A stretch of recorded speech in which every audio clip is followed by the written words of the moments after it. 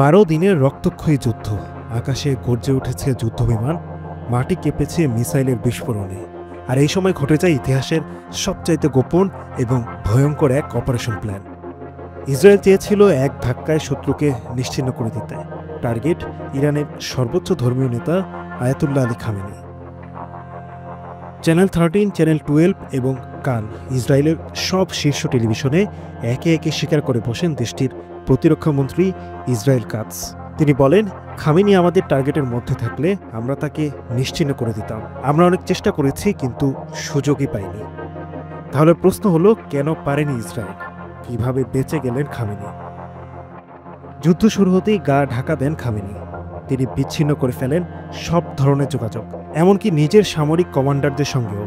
একটা বাংকারে চলে যান তিনি, যার অবস্থান আজও অজানা। নিরাপত্তার চাদরে মোড়া ইরানের গোপনতম নিরাপদ স্থান।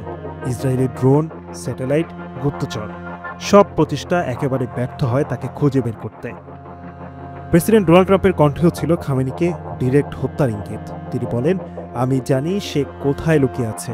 তাকে টার্গেট করা সহজ, কিন্তু এখনই আমরা তাকে মারছি না।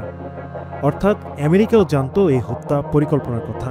তবে কাটস বলেন, আমরা কারো অনুমতির অপেক্ষাই করিনি।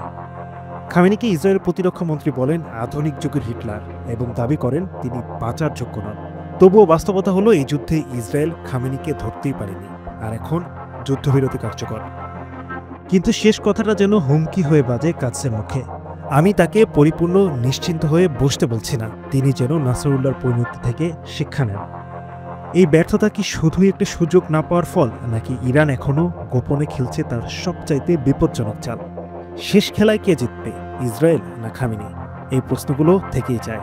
তবে ইরান এবং আয়াতুল্লাহ খামেনি এবারের সংঘাতে যে সাহসিকতার পরিচয় দিয়েছেন, তা দৃষ্টান্ত হয়ে থাকবে পুরো মধ্যপ্রাচ্যে, এমনকি বিশ্বজুড়ে।